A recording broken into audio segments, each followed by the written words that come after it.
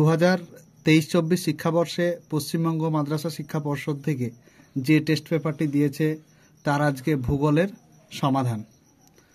Page number 380। 1 নম্বর, নদীর ক্ষয় কার্যের, এটা কার্যের হবে, ফলে একটা ফলে হবে সৃষ্টি একটি ভূমিরূপের নাম, সেটা হলো গৃহাত। বি, যে প্রক্রিয়ায় ভূপৃষ্ঠের উচ্চতা বৃদ্ধি পায় তাকে কি বলে? তাকে আরোহণ প্রক্রিয়া বলে। সি, উষ্ণ স্রোত এবং শীতল স্রোত যে স্থানে মিলিত হয় তাকে কি বলে? তাকে হিমপ্রাচীর বলে। ডি, বায়ুর উষ্ণতা, এটা উষ্ণতা হবে, উষ্ণতা পরিমাপের জন্য ব্যবহার করা হয় থার্মোমিটার। মরু অঞ্চলের অবশিষ্ট পাহাড়গুলিকে বলে ইনসেলবার্জ। পৃথিবী ও চাঁদের মধ্যে দূরত্ব সর্বাধিক হলে তাকে অ্যাপোজি বলে। ভারত ও চীনের মধ্যে অবস্থিত সীমারেখা হল ম্যাকমোহন লাইন। ভারতের যে অঞ্চলে বছরে দুবার বর্ষাকাল হয় সেটা হলো করমণ্ডল উপকূলে। মেহগনি গাছ দেখা যায় কোন অঞ্চলে? এটা হবে নিরক্ষীয় চিরহরিত অঞ্চলে।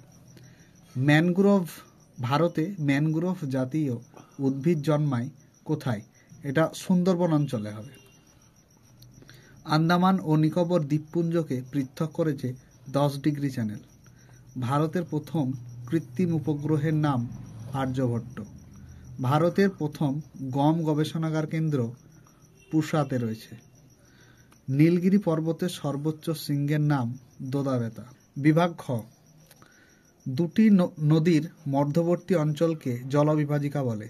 এটা ফলস বা মিথ্যা। ভারতের একটি উষ্ণ স্থানীয় বায়ু হলো লু, এটা সঠিক।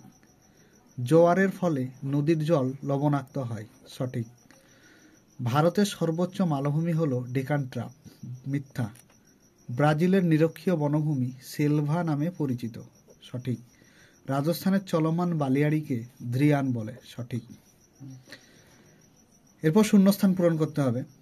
আবহবিকার ও ক্ষয়কার্যের যৌথ কার্যের ফলে সৃষ্ট ভূমিভাগের পরিবর্তন করার প্রক্রিয়াকে ক্ষয়ীভবন বলে। ভারতের দীর্ঘতম সড়কপথ হল NH 44। বৈদ্যুতিক বজ্রকে বলা হয় ই বজ্র। ভারতের সর্বাধিক জনঘনত্বপূর্ণ রাজ্য হল বিহার। পলল শঙ্কু পর্বত দেখা যায় হিমালয় পর্বতের পাদদেশে। বাম দিক ও ডান দিক মিলানো কারেওয়া। কারেওয়া হচ্ছে এক ধরনের মৃত্তিকা। রেটুন, রেটুন হলো এক ধরনের আখ চাষ। তারপর কঠিন বজ্র, কঠিন বজ্রটা হচ্ছে সিকিমের ভাঙা কাপ। ISRO, ISRO Indian space research organisation, এটা হচ্ছে আমাদের ভারতের মহাকাশ গবেষণা কেন্দ্র। শিব সমুদ্রম, এটা হচ্ছে একটা জলপ্রপাত। নীলকণ্ঠ, নীলকণ্ঠ হচ্ছে পিরামিড। এবার একটি বা দুটি শব্দে উত্তর দাও। নদীগর্ভে অবঘর্ষ প্রক্রিয়ায় সৃষ্ট গর্তগুলিকে বলে মন্তকূপ।